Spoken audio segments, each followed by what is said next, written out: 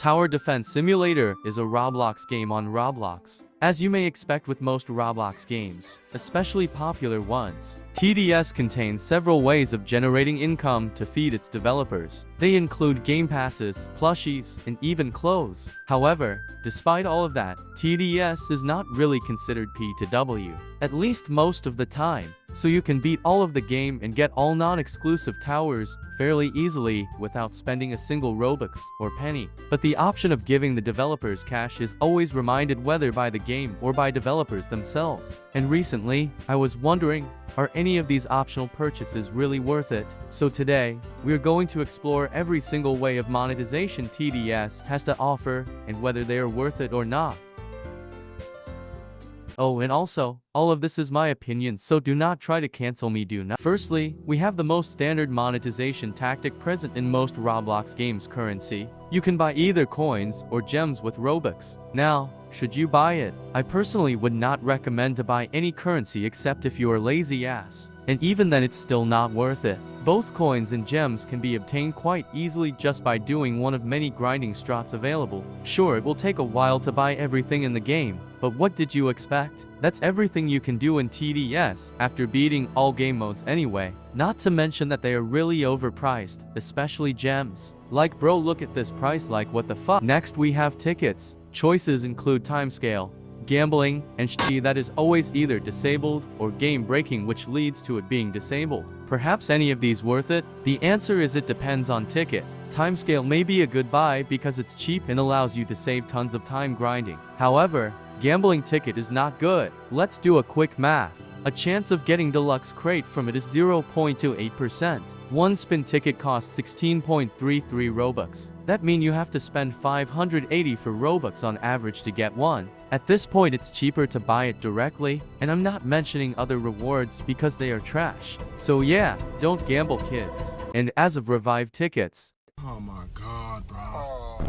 Next we have out favorite game passes. Game passes are one-time buy items that give you permanent item or perk in the game. Let's quickly get over each of them. Firstly, we have Crook Boss for 300 Robux. Not worth it because getting level 25 is piss easy, and tower itself is not something extraordinary. Next we have Turret for 450 Robux. Turret is great tower for beginners, but reaching level 50 is not too hard, so can't recommend. Next we have Custom Music for 110 Robux.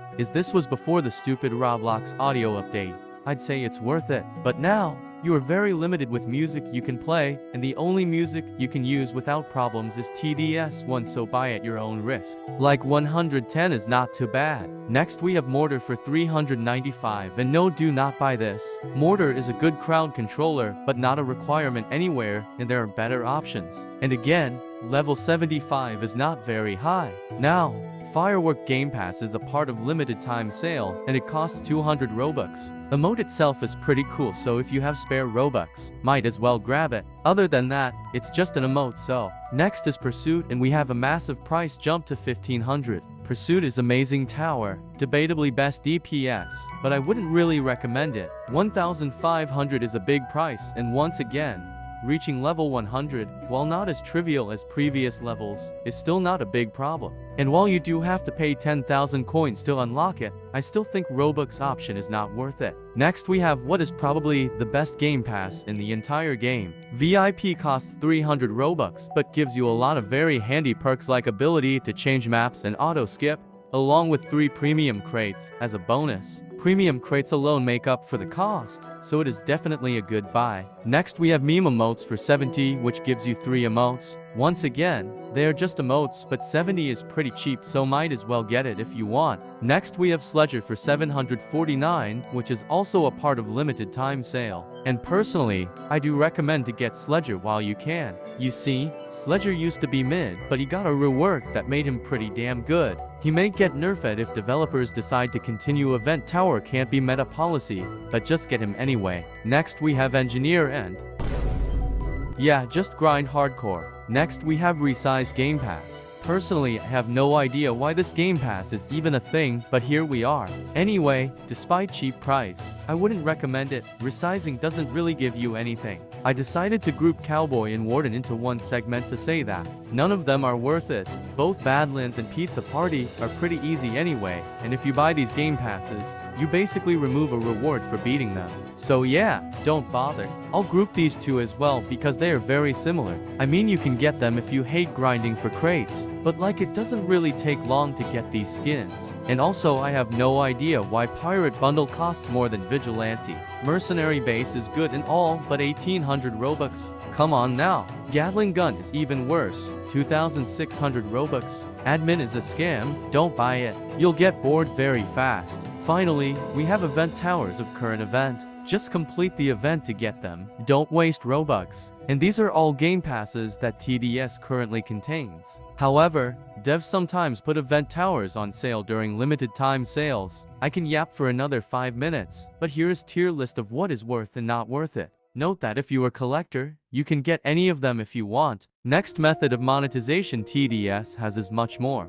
Physical. Introducing plushies. TDS sells plushie for some of the towers such as Pyromancer, DJ or Cowboy. Buying any of the plushies also gives you an in-game skin. Some of the plushies are limited time only and eventually run out of stock. Along with the plushies, you can also get an unreasonably expensive pin. So, with all of this in mind, are any of these worth it? Well, normal price for a plushie is around $25, which may sound a lot, but trust me, compared to some other games, it's not. However, if you don't live in US or in North America, then prepare to pay around $15 of shipping costs. Also, there are taxes that you have to pay for as well, and they add up pretty quickly. Personally, I wouldn't go on and spend my money on this.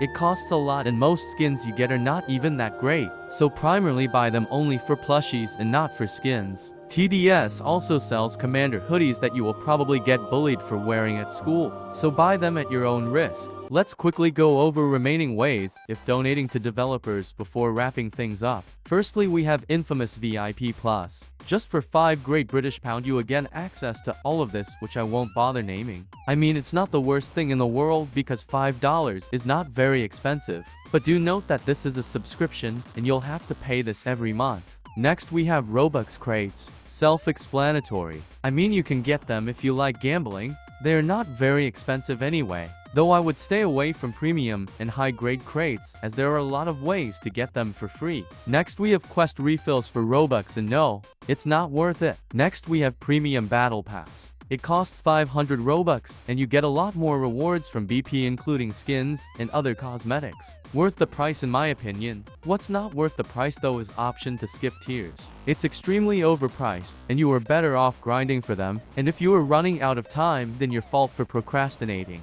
And finally, Mako DJ. No,